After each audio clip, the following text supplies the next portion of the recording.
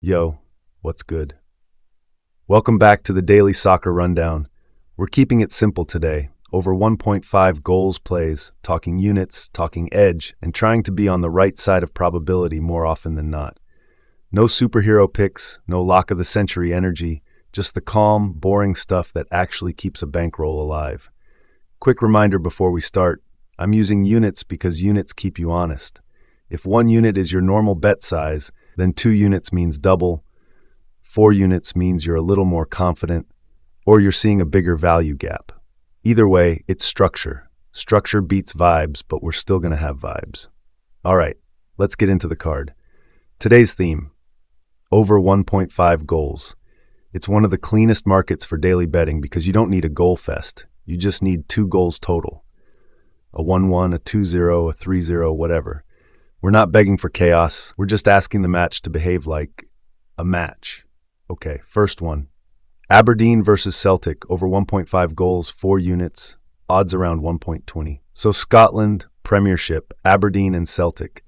This is one of those fixtures where the favorite can create enough by themselves, and the other side usually has at least a couple moments.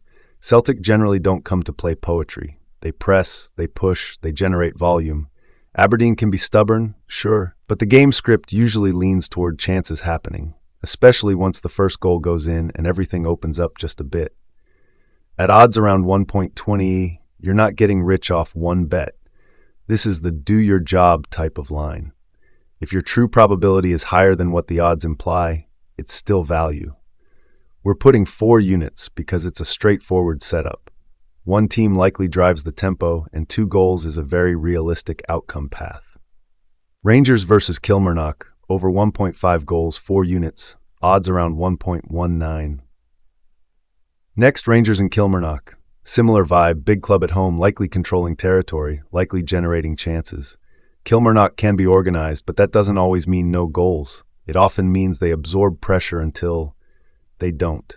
And with over 1.5, the sweet spot is 1 early goal forces the game to breathe.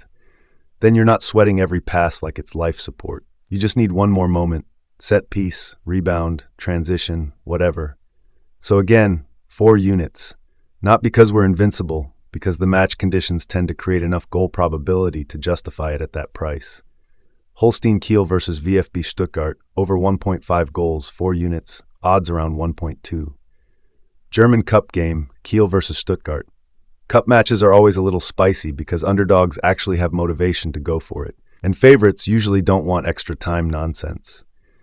Stuttgart in these kinds of matchups typically have the quality to generate multiple scoring chances, and cups can get open once the first goal hits, because suddenly the underdog can't just sit there and admire the grass. Over 1.5 is perfect for this. You don't need a 4-2 circus, you just need 2 goals to show up at some point in 90. We're going 4 units here because the conditions, cup urgency plus quality gap plus potential open play, often support it.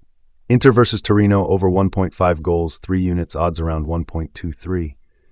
All right, Italy, Inter versus Torino. This one is interesting because Serie A can be, artisanal about goals sometimes. Like we're going to defend for 84 minutes and then accidentally score. But Inter are usually a different animal. When they're on the front foot, they can create chances in waves. Torino can be stubborn, but against top sides, they often give up enough looks that 2 goals is still a fair expectation. We're going 3 units instead of 4, not because I hate it, but because Italy has that occasional 1-0 and everyone goes home energy. Still, 2 goals is very reachable, and the price makes sense. Valencia versus Athletic Bilbao, over 1.5 goals, 2 units, odds around 1.44. Spain, Copa del Rey, Valencia versus Athletic Bilbao. In cup games, you can get a slightly different rhythm than league play.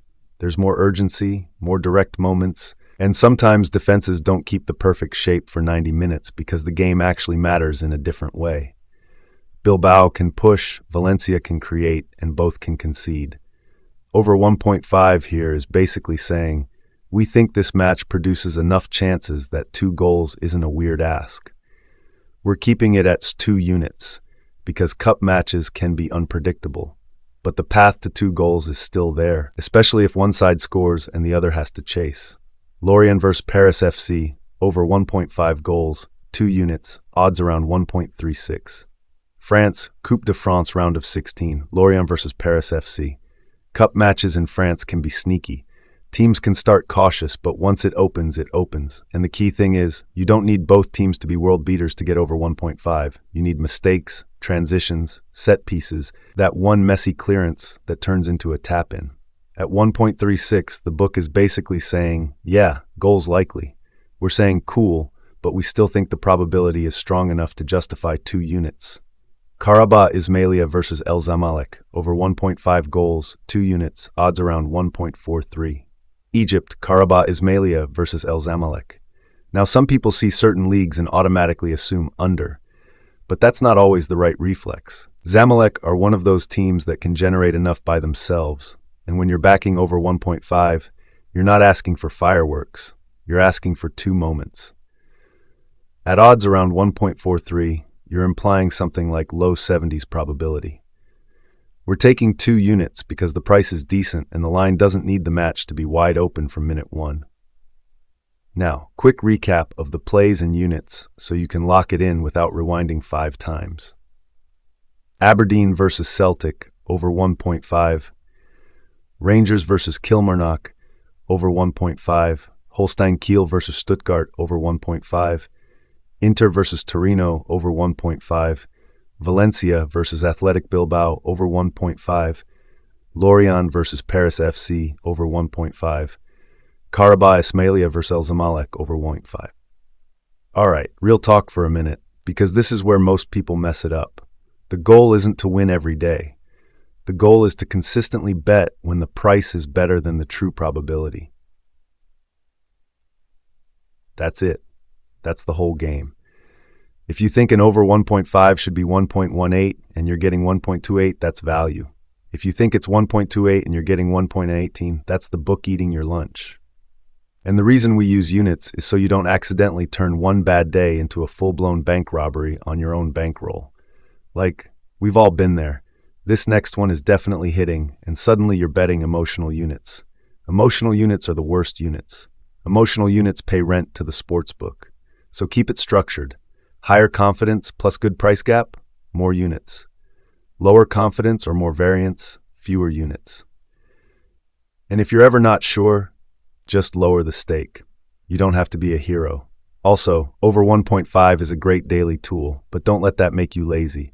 If you're stacking these in parlays every day, just remember, parlays are fun, but the book loves when you get fun. Straight bets with discipline is the boring path, and boring is profitable. All right, we're done. That's the card, that's the reasoning, that's the unit structure. If you tailed, good luck, bet smart, don't chase, and if it goes wrong, breathe. It's a long season. I'll be back tomorrow with another set, same vibe, calm, clean, and no cringe. Peace.